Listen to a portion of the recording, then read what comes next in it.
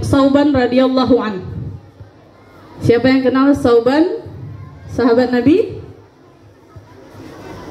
Baik, kalau tidak kenal, tidak tahu, dengarkan dengan baik biar sama-sama tahu. Sauban adalah salah satu sahabat Nabi yang kecintaannya kepada Rasulullah SAW luar biasa. Dan Sauban adalah salah satu sahabat Nabi yang punya ibadah khusus. Saking khususnya Sauban, ya, saking khususnya Sauban, beliau itu kalau sholat berada di posisi kanan di masjid. Dulu zaman sahabat Nabi masjidnya nggak seperti kita, nak. Jadi tiangnya adalah pelepah kurma, tiang-tiang kurma. Itu zamannya Nabi. Tapi banyak nggak jemaahnya? Banyak. Kenapa? Sahabat Nabi luar biasa cintanya kepada Rasulullah. Dan Sauban salah satunya ketika ibadah, ketika sholat berada di sebelah kanan. Itu tempat khusus untuk Sauban. Kenapa? Karena Sauban tidak mau terlalu terganggu ataupun mengganggu. Kalau sebelah kanan kan ujung, ada nggak yang lewat-lewat lagi? Bersenggolan dengan orang lain nggak? Enggak, itu tujuan Sauban. Sudah dengarkan yang laki-laki, masih ibu dengar juga suaranya. Sampai suatu ketika Sauban itu badannya kurus memang. Jadi Rasulullah itu juga perhatian dengan jemaahnya, perhatian dengan sahabatnya. Jadi seperti itu nak sahabat. Sahabat itu dia akan selalu perhatian dengan sahabatnya. Dia tahu apa yang berbeda dengan sahabatnya. Apa yang terjadi dengan sahabatnya itu adalah sahabat. Nah, Rasulullah bertanya kepada Sauban, "Wahai Sauban, kenapa engkau begitu kurus?" Apa jawab Sauban? "Saya kurus ya Rasulullah bukan karena saya nggak makan. Saya kurus seperti ini ya Rasulullah bukan karena saya juga nggak kuat ibadah. Dan andai pun diajak perang, saya juga sanggup ya Rasulullah." Tahu nggak apa sebab Sauban itu bisa kurus? Sauban bisa kurus, kata Sauban, setiap hari memikirkan Rasulullah Sallallahu Alaihi Wasallam. Ini saking cintanya Sauban kepada Rasulullah. Ketika siang Sauban sholat di masjid bertemu dengan Rasulullah. Tapi dia berpikir lagi, malam ketemu nggak ya dengan Rasulullah? Ketika malam berpikir lagi, kapan pagi dan aku juga ingin bertemu lagi dengan Rasulullah. Itu nak cintanya Sauban kepada Rasulullah, Masya Allah. Tapi tahu nggak apa yang paling kuat, apa yang paling menyebabkan Sauban itu kurus? Karena Sauban berpikir, wahai Rasulullah, di akhirat nanti, laki-laki masih ada terdengar suaranya? Yusuf 5A. Ternyata adalah Sauban berpikir, ya Rasulullah, apakah di akhirat nanti aku bersama dengan engkau di surga? Kalau di dunia aku bisa melihat engkau ya Rasulullah, beribadah bersama engkau, berjemaah dengan Rasulullah. Tapi apakah di akhirat nanti aku berada satu surganya dengan Rasulullah? Sementara engkau adalah orang yang luar biasa ya Rasulullah. Engkau sudah dijamin oleh Allah. Rasulullah adalah hamba yang dijamin oleh Allah yang luar biasa. Surganya sudah terjamin. Sementara Sauban siapa? Itu yang selalu dipikirkan oleh Sauban. Sehingga apa? Sauban tidak enak makan, nak. Sauban tidak enak minum. Hanya berpikir, aku bersama Rasulullah nggak nanti di surga. Itu saking cintanya Sauban kepada Rasulullah. Sahabat Nabi hidup di zaman Nabi melihat Nabi, jemaah dengan Nabi setiap hari, tapi masih berpikir satu surga nggak masih dengan Rasulullah. Kita tidak pernah ketemu Nabi, tidak kenal dengan Nabi secara langsung, tidak hidup di zaman Nabi, tidak berada jemaah dengan Nabi loh nak. Tapi kita tidak pernah merindukan Nabi hampir. Apakah kita juga merindukan satu surga dengan Nabi? Pernah nggak terfikirkan oleh kita, ya Allah, dengan ibadah saya yang hanya segini, satu surga nggak saya dengan Nabi? Pernah nggak terpikir seperti itu? Mungkin ada yang pernah di antara kalian. Maka hari ini apa? Tanyakan ke diri kita, ibadah kita sudah sejauh mana? Rindu nggak sih kita sebenarnya dengan Nabi? Nabi rindu dengan kita. Di akhir hayat Nabi kita pernah dengar bahwasanya Nabi menyebut nama umat terus yang diingat. Sampai suatu ketika juga saking cintanya Nabi kepada umatnya apa? Ketika Nabi sedih, sahabat bertanya, wahai Nabi, kenapa engkau sedih? Apa kata Nabi? Aku sedang merindukan siapa? Umat nih yang dirindukan, Nabi, kekasihnya bahkan kata Nabi. Kata sahabat, kan kami ada. Kata sahabat untuk menghibur Nabi, ya Rasulullah, kami kan sudah ada di sampingmu, jangan kau sedih. Itu itu menghibur sahabat kepada ku. Tapi apa kata Nabi saking berpikirnya udah jauh? Umatku tidak pernah melihatku, tidak hidup di zamanku, dan mereka mencintaiku. Itu luar biasa. Itu harapan Nabi berarti. Sekarang kalian, kita semuanya. Ayo, siapa yang sering sholat setiap hari? Bangun. Ayo, takbirnya aja masih lemah. Takbir. Takbir. Allahu Akbar. Allahu Akbarnya seperti itu. Oke, kita kembali ke kisah Sauban. Jadi sampai singkat cerita, sampai di satu saat Sauban itu tidak hadir di sholat subuh. Sauban tidak hadir di sholat subuh.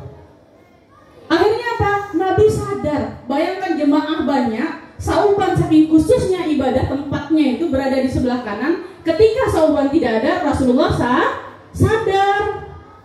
Rasulullah lihat, kenapa Sauban tidak ada, kenapa di sebelah kanan kosong. Akhirnya apa? Rasulullah sampaikan kepada para sahabat, ini cintanya juga, perhatian juga Rasulullah kepada sahabat. Apa diminta? Tunggulah sebentar. Sholat subuh ini tunggu sebentar sampai Sauban datang. Akhirnya ditunggu beberapa menit, ternyata tidak datang. Rasulullah memutuskan untuk sholat subuh berjamaah karena nanti takutnya waktu subuh habis. Setelah sholat subuh, apa yang dilakukan Rasulullah? Rasulullah mengajak para sahabat, para jemaah untuk mengunjungi Sauban. Dicek berhari-hari Sauban nggak datang, maka dicek Rasulullah. Itu perhatiannya Rasulullah kepada sahabatnya. Tahu berapa jauh perjuangan Rasulullah untuk sampai di rumah Sauban? 3 jam perjalanan tanpa motor, tanpa mobil, tanpa sepeda, jalan kaki baru sampai di rumahnya Sauban radhiyallahu anhu. Tapi Sauban nggak pernah alfa ketika dia sehat untuk sholat berjamaah dengan Rasulullah. 3 jam loh. Begitulah cintanya Sauban kepada Rasulullah, hanya ingin berjamaah dengan Rasulullah, ingin selalu melihat Rasulullah. 3 jam juga ditempuh. Kita 3 menit masih sholat di rumah. Iya kan? 3 menit masih sholat di rumah. Maka hari ini bedakan. Para sahabat aja 3 jam jalan kaki sanggup. Masa saya 3 menit sholatnya di rumah? Gimana bisa dengan Rasulullah? Gimana bisa masuk surga seperti Sauban? Gimana masuk surga bisa bersama dengan Rasulullah? Iya kan? Akhirnya ketika ditempuh perjalanan sampai di rumah Sauban, bertemulah dengan istrinya. Istrinya siapa? Istrinya Sauban radhiyallahu anhu. Ketika bertemu dengan istrinya Sauban, Rasulullah SAW bertanya seperti ini, kira-kira ya, bahasanya nggak bahasa ibu ya, tapi kira-kira seperti ini. Di manakah Sauban? Apa istrinya menjawab? Tahu apa jawaban istrinya? Kata istrinya, Sauban telah meninggal dunia. Nah, Sauban cintanya dengan Rasulullah, yang bisa memisahkan kecintaan Sauban dengan Rasulullah secara dirinya, secara ibadahnya, itu hanya maut yang memisahkan. Ketika Sauban meninggal, baru beliau tidak ada sholat berjamaah di masjid. Akhirnya apa? Rasulullah terdiam. Nah, tahu pertanyaan Rasulullah kepada istrinya, apa yang terjadi sebelum dia meninggal? Apa kata istrinya? Sebelum Sauban meninggal tidak ada terjadi apa-apa kecuali pertama, kenapa tidak lebih jauh lagi?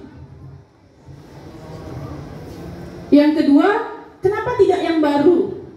Dan yang ketiga, kenapa tidak semuanya? Hanya 3 ini aja yang tidak paham oleh istrinya. Tapi apa respon Rasulullah? Rasulullah tersenyum. Nah, menurut hal yang baik, maka yang biasa tampak sebelum dia meninggal itu ada hal baik. Ibadahnya, pahalanya, kebaikannya, tolong menolongnya, sedekahnya, semuanya tampak sebelum meninggal. Tapi coba orang yang banyak dosanya, ketika sebelum dia meninggal dia ketakutan. Kenapa? Dosanya yang dilihat, omongan kotornya, jahatnya dengan teman, sering mengganggu kawannya, ngambil pena temannya, ngambil buku temannya, sembunyiin sepatunya, ambil uang kawannya. Itu nampak loh nak sebelum kita meninggal. Ketakutan nggak dengan dosa-dosa yang kira-kira kalau ditampakkan oleh Allah? Ketakutan. Maka Sauban itu meninggal dengan tenangnya. Kenapa? Maka Sauban katakan, kenapa tidak lebih jauh lagi? Karena Sauban melihat begitu banyak pahalanya ketika Sauban menempuh 3 jam perjalanan menuju masjid. 3 jam aja Sauban masih mengatakan, kenapa rumah saya tidak lebih jauh lagi dengan masjid biar pahala saya lebih banyak sebelum saya meninggal. Bayangkan 3 jam. Terus apa yang kedua? Sobat katakan, kenapa tidak yang baru? Karena pada satu musim dingin, sobat menggunakan 2 pakaian. Pakaian barunya di dalam, pakaian yang di luarnya itu adalah pakaian yang lamanya. Ketika di dalam perjalanan ada orang yang kedinginan dan sobat membantunya dengan memberikan pakaian di luar, otomatis kan? Kalau kita pakaian yang lama di luar, kita kasih yang dalam atau yang di luar? Yang di luar, yang lama dipakaikan untuk membantu. Lihat pahalanya banyak, maka sobat katakan, kenapa aku tidak kasih yang baru? Pasti pahalanya lebih banyak lah lagi. Itu aja kebaikan yang sobat lakukan, masih ada penyesal. Kita coba, kalau sedekah 10.000 dengan 5.000 dengan 1.000, mana yang dikasih? Apa 100.000? Ayo, 1.000. Iya. Iya, kalau sobat berbeda. Yang ketiga sobat katakan, kenapa tidak semuanya? Saking banyaknya pahala infak, sedekah, kebaikan yang pernah kita kasih, kenapa sobat bilang, kenapa tidak semuanya aja aku kasih?